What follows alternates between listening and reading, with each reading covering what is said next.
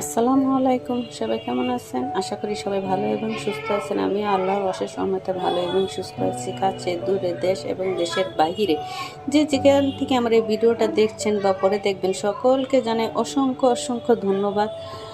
তো আমি আর আমার বড় আপা চলে আসলাম আরএফএল বেস্ট বাইতে। তো এখানে আমরা কিছু কেনাকাটা করব। তো এখানে এসে আমি দেখলাম যে এখানে মানে অন্য অন্য যে আইটেম আছে তার সাথে এখানে দেখা যায় খাবারেরও আইটেম আছে। তো এখান থেকে আমি কিছু শুকনো খাবার নিয়ে যাব, দেখা যায় বিস্কিট চানাচুর যা প্রয়োজন ওগুলাই নিয়ে যাব। তো এই তো আমি এখন এখানে মেমো করতেছে। তো এই তো নিয়ে আসলাম, এসে তাড়াহুড়া করে এগুলো আর গোছানোর টাইম পাই নেই, কারণ যেহেতু আমার রান্নার সময় হয়ে গেছে, এখন আমি রান্না করতে চলে যাব। তো এগুলো যাওয়ার আগেই আমি কেটে বেছে রেখে গেছিলাম। এখানে ছিল পুঁই শাকের ডাটা দিয়ে যে আমি এই রুই মাছগুলো রান্না করব, আর সাথে পুঁই শাক রান্না করব। তো এই পর্যায়ে এসে যারা আমার ভিডিওতে লাইক দিতে ভুলে গেছেন, প্লিজ আপু এবং ভাইয়ারা একটা লাইক দিয়ে আমার ভিডিওটা কন্টিনিউ করবেন। আর যদি আমার ভিডিও কারো কোনো অংশ ভালো লেগে থাকে, আমার চ্যানেলটি সাবস্ক্রাইব করে চাইলে আমার পাশে থেকে যেতে পারেন এবং শেয়ার করে অন্যকে দেখার সুযোগ করে দিতে পারেন। তো আমি মাছগুলা ভেজে নিলাম।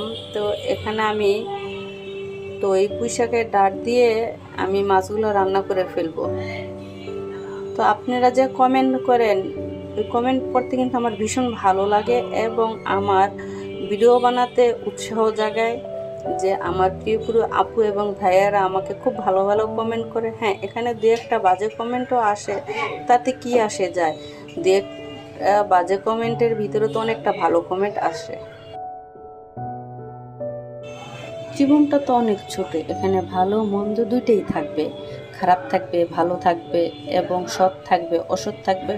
সব কিছু নিয়ে আমাদের চলতে হয়, ভালো খারাপ নিয়ে আমাদের চলতে হবে।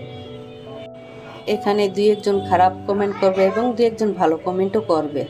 তো এই খারাপটা দেখে আমার কি আসে যায়? যেটা ভালো করে সেটাই তো আমার দেখতে হবে, তাই না? সবার যে সবার ভালো লাগবে এমন তো না, সবার কাজ সবার পছন্দও হবে না। তো আমি কিন্তু সেরকম ভালো রান্না করতে পারি না। তো কেউ খারাপ কমেন্ট করবেন না আর খারাপ মনেও করবেন না, কারণ আমি জানি আমার চেয়ে ভালো ভালো রান্না আরও আপুরা রান্না করতে পারে। আমি সেরকম রান্না করতে পারি না। সে আপুদের কাছ থেকে আমার অনেক কিছু শেখার আছে এবং জানতে হবে, শিখতে হবে। শিখার কিন্তু শেষ নেই। তো আমার তরকারি রান্নাটা হয়ে গেছে, এখন আমি শাকটা বসিয়ে দিলাম। তো যারা এই পর্যন্ত আমার ভিডিওটা ধৈর্য সহকারে দেখেছেন, সবাইকে জানাই অসংখ্য অসংখ্য ধন্যবাদ এবং আমার বিদায় নেওয়ার সময় হয়ে গেছে। তো পরবর্তী ভিডিও দেখার আমন্ত্রণ রইল। সবাই ভালো থাকবেন, সুস্থ থাকবেন। আল্লাহ হাফেজ।